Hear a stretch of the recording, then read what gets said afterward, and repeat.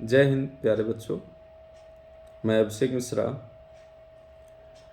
आज आप लोग के बीच में ये वीडियो लेकर आया हूँ और ये वीडियो उन सभी विद्यार्थियों के लिए है जो इस वर्ष सीबीएसई बोर्ड की इंटरमीडिएट की परीक्षा दे रहे हैं। और जैसे कि अभी 20 तारीख को आपकी फ़िज़िक्स की परीक्षा संपन्न हुई है और मैं उम्मीद करता हूँ कि आप सभी बच्चों ने अपना भरपूर प्रयास किया होगा कि आप फिज़िक्स में अच्छे से अच्छे मार्क्स सिक्योर कर पाएँ। इसके बाद केमिस्ट्री का पेपर है और विगत कई वर्षों से केमिस्ट्री के पेपर में जो भी एनसीईआरटी का आपका सिलेबस है उसमें चैप्टर वाइज कुछ ऐसे टॉपिक हैं जो सीबीएसई बोर्ड के केमिस्ट्री के पेपर में बहुत महत्वपूर्ण भूमिका निभाते हैं। और इसलिए मुझे ऐसा लगा कि आप लोगों के बीच में उन टॉपिक्स को मैं एक बार फिर से रख दूं ताकि आप अपने इस समय में जो आपको अभी समय मिला हुआ है परीक्षा से पहले, इसमें इन टॉपिक्स को थोड़ा सा विशेष ध्यान देते हुए पढ़ें, रिवीजन करें और इनसे जुड़े हुए सवाल जो विगत वर्षों में पूछे गए हैं उन्हें अवश्य लगाकर अपनी परीक्षा देने जाएं। तो वीडियो ज़्यादा बड़ा ना करते हुए मैं आप लोग के बीच में चैप्टर वाइज उन टॉपिक्स को मेंशन कर रहा हूं और जो भी मेरा अनुभव है वो मैं आप लोगों के बीच में उन टॉपिक से रिलेटेड रख रहा हूं। सबसे पहले बात करते हैं जो आपका पहला चैप्टर है सॉल्यूशंस। इसमें ख़ास तौर से आप लोग हेनरीज लॉ का जो एप्लीकेशन है उसको ज़रूर आप लोग पढ़ लीजिएगा। और क्योंकि पिछले सालों में पेपरों में ऐसा देखा गया है कि हेनरी लॉ के एप्लीकेशन से काफ़ी क्वेश्चन आए हुए हैं। उसके बाद Raoult's law, ideal non ideal solution और कोलिगेटिव प्रॉपर्टीज़ क्या हैं और कोलिगेटिव प्रॉपर्टीज़ के अंदर जो कोलिगेटिव प्रॉपर्टीज़ चारों आपको बताई गई हैं उनके न्यूमेरिकल्स ज़रूर पूछे जाते हैं। तो इसलिए आप सभी बच्चे जो कोलिगेटिव प्रॉपर्टीज़ चारों हैं उनका फार्मूला बिल्कुल रट लें, अपने दिमाग में रख लें और उनके न्यूमेरिकल्स को लगाकर प्रैक्टिस कर लें। और एग्ज़ाम में वो बच्चे जो न्यूमेरिकल से घबराते हैं वो उन फार्मूलास के साथ में जो भी गिवन चीज़ें होंगी उसको फार्मूले में रख के और जितना स्टेप आगे ले जा सकते हैं उतना ज़रूर आप कर दीजिएगा। भले आप न्यूमेरिकल को फिनिश ना कर पाएँ लेकिन न्यूमेरिकल अटेम्प्ट ज़रूर करिए, फार्मूला रखिए, उसमें गिवन चीज़ों को पुट करिए और जितना आगे उसको आप ले जा सकते हैं ज़रूर ले जाएं। क्योंकि स्टेप मार्किंग होती है इसलिए आप पहले से ही न्यूमेरिकल को देख करके गिव अप ना करें, उसे अटेम्प्ट ज़रूर करें और जितना आगे ले जा सकते हैं ले जाएं। इसके आगे बढ़ें तो पिछले कुछ वर्षों से वेंट ऑफ फैक्टर से छोटे क्वेश्चन काफ़ी देखने को मिले हुए हैं, ख़ास तौर से एमसीक्यूज़ में। और आई से रिलेटेड जो एमसीक्यूज़ हैं या जो कंसेप्चुअल क्वेश्चन बनते हैं उसको ज़रूर एक बार आप देख लीजिएगा। पहले चैप्टर के लिए इतना ही। दूसरे चैप्टर में इलेक्ट्रोकेमिस्ट्री में अगर चलें तो यहाँ पे भी क्योंकि आपको पता है कि न्यूमेरिकल के दृष्टिकोण से आपका पहला चैप्टर, दूसरा चैप्टर और तीसरा चैप्टर यही न्यूमेरिकल के पॉइंट ऑफ व्यू से है, इसलिए इन तीनों चैप्टर से न्यूमेरिकल पूछे जाते हैं। और दूसरे चैप्टर में भी इलेक्ट्रोकेमिस्ट्री में भी आप नर्स्ट इक्वेशन और फैराडेज लॉ ऑफ इलेक्ट्रोलिसिस से जुड़े हुए जो न्यूमेरिकल्स हैं इनको ज़रूर लगाएं, इनके फार्मूलाज तैयार कर लें, क्वेश्चन का पैटर्न देख लें और फिर उन बच्चों के लिए जो न्यूमेरिकल से घबराते हैं, न्यूमेरिकल छोड़ देते हैं, आप लोग फार्मूला लिख कर जो भी गिवन चीज़ें हैं उसको पुट करिए और न्यूमेरिकल को जितना दूर तक आप ले जा सकते हैं ले जाइए। स्टेप मार्किंग में आपको ज़्यादा से ज़्यादा उस न्यूमेरिकल का नंबर मिल जाएगा। उसके आगे बढ़ें अगर तो इसी में इलेक्ट्रोकेमिस्ट्री में आपका गिब्स फ्री एनर्जी पे जो न्यूमेरिकल बनता है उसको ज़रूर देख लें।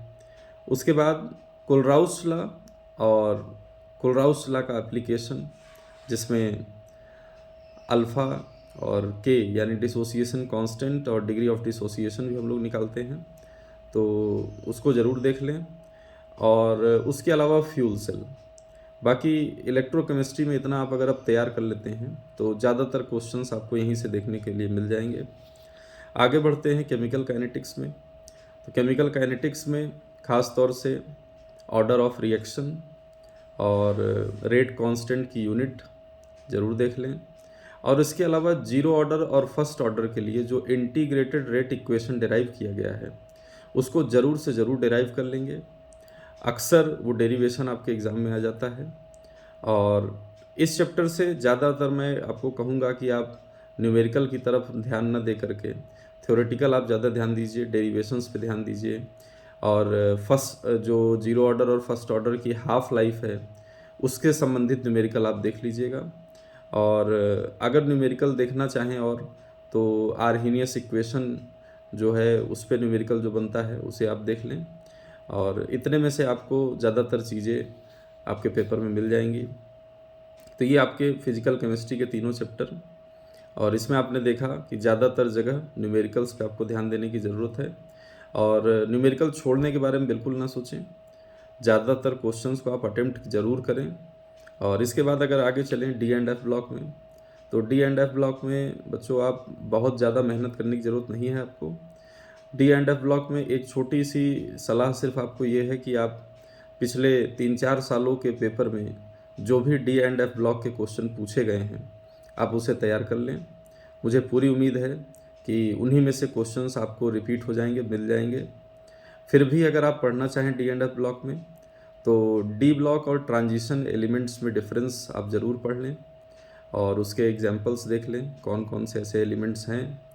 और उसके आगे अगर चलें तो डी ब्लॉक और में जो है आपको जो फिज़िकल प्रॉपर्टीज़ बताई गई हैं उसमें जो साइज़ है, आयनाइजेशन एंथैल्पी है, और आपका कलर्ड आयन का फॉर्मेशन है, कॉम्प्लेक्स कंपाउंड का फॉर्मेशन है, थोड़ा बहुत ऑक्सीडेशन स्टेट, ये सब एक बार ज़रूर रिवाइज कर लीजिएगा। उसके बाद ख़ास तौर से जो दो आपके कंपाउंड्स दिए गए हैं, एक पोटेशियम डाइक्रोमेट, एक पोटेशियम परमैंगनेट, इन्हें आप ज़रूर ध्यान से पढ़ लें। आपको निश्चित तौर पे इन कंपाउंड्स में से क्वेश्चन देखने को मिलेंगे। और इनका प्रिपरेशन और इनकी जो ऑक्सीडाइजिंग प्रॉपर्टी है इस पे केमिकल रिएक्शन आपको मैं 99% श्योर हूँ कि आपके पेपर में देखने को मिल जाएगा। तो इसको ज़रूर आप तैयार कर लें। और एफ़ ब्लॉक से ज़्यादातर कुछ नहीं, आप एफ़ ब्लॉक से केवल जो एफ़ ब्लॉक एलिमेंट्स की कॉमन ऑक्सीडेशन स्टेट है उसको देख लीजिएगा, और सिर्फ लैंथेनाइट कॉन्ट्रैक्शन और एक्टिनाइट कॉन्ट्रैक्शन, इतना आपके डी एंड एफ ब्लॉक के लिए बहुत है। उसके बाद अगर कोऑर्डिनेशन कंपाउंड की ओर चलें तो कोऑर्डिनेशन कंपाउंड चैप्टर में आप कोऑर्डिनेशन कंपाउंड्स को नाम देना यानी जो उनका नॉमेनक्लेचर है उस पर ज़रूर मेहनत कर लेंगे। और दोनों तरीके से फार्मूलाज के लिए नाम देना और नाम से फार्मूला, दोनों चीज़ों पे मेहनत कर लेंगे। उसके बाद आइसोमेरिज्म को बहुत अच्छे से पढ़ लेंगे, उसमें से निश्चित आपको सवाल देखने को मिलेंगे।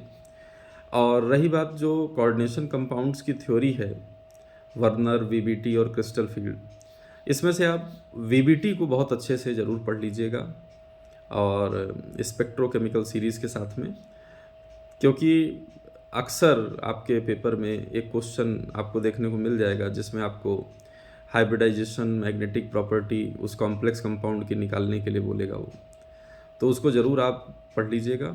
इतना आप कोऑर्डिनेशन कंपाउंड से तैयार कर सकते हैं। सेकंड बुक के लिए मैं चैप्टर वाइज कुछ नहीं बताऊंगा आपको। हाँ, ये आपको कह सकता हूँ कि सेकंड बुक में आपके जो शुरुआती चारों चैप्टर हैं जिसमें आपकी ऑर्गेनिक केमिस्ट्री है, उन चारों चैप्टर्स में आप जितनी नेम रिएक्शन हैं उनको ज़रूर से ज़रूर आप पढ़ लीजिए। सारी नेम रिएक्शन तो निश्चित आप पढ़ लीजिए।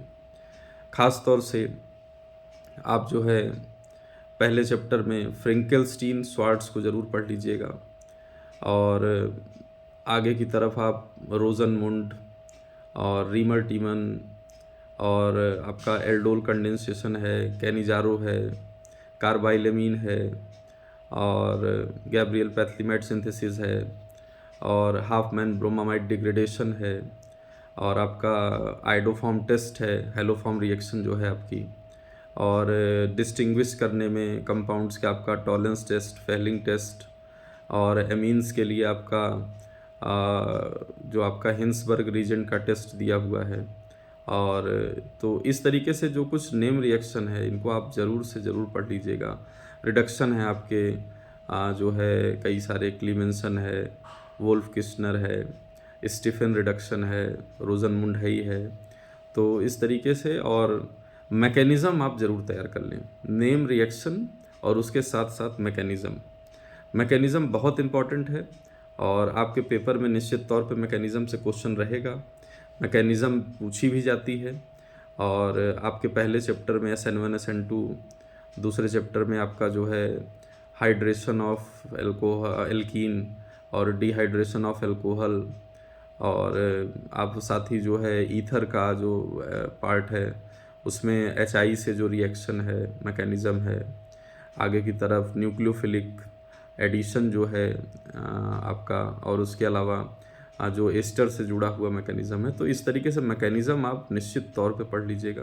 मैकेनिज़्म निश्चित ही बड़ा इंपॉर्टेंट रोल प्ले करेगा आपके पेपर में। और नेम रिएक्शन, मैकेनिज़्म, और इतना अगर आप तैयार कर लेते हैं शुरुआती चारों चैप्टर से, तो ज़्यादातर पेपर आपका इसमें से आपको मिल जाएगा। और इसके बाद अगर बायोमॉलिक्यूल्स की मैं बात करूं, तो बायोमॉलिक्यूल्स में कार्बोहाइड्रेट्स वाला पार्ट बहुत अच्छे से पढ़ लीजिएगा। ज़्यादातर आपको क्वेश्चन उसी पार्ट से देखने को मिलेंगे, और ख़ास तौर से उसमें जो हम लोग ग्लूकोज का स्ट्रक्चर फाइंड आउट करने के लिए जो रिएक्शंस हैं जिससे ग्लूकोज का स्ट्रक्चर जानने में मदद मिलती है, उनको ज़रूर पढ़ लीजिएगा, वहाँ से अक्सर क्वेश्चन आते हैं। और उसके आगे जो आपके लिंकेजेस हैं, जैसे ग्लाइकोसिडिक लिंकेज हो गया, फॉस्फोडाइस्टर लिंकेज हो गया, तो ये लिंकेजेस एक बार ज़रूर आप देख लीजिएगा।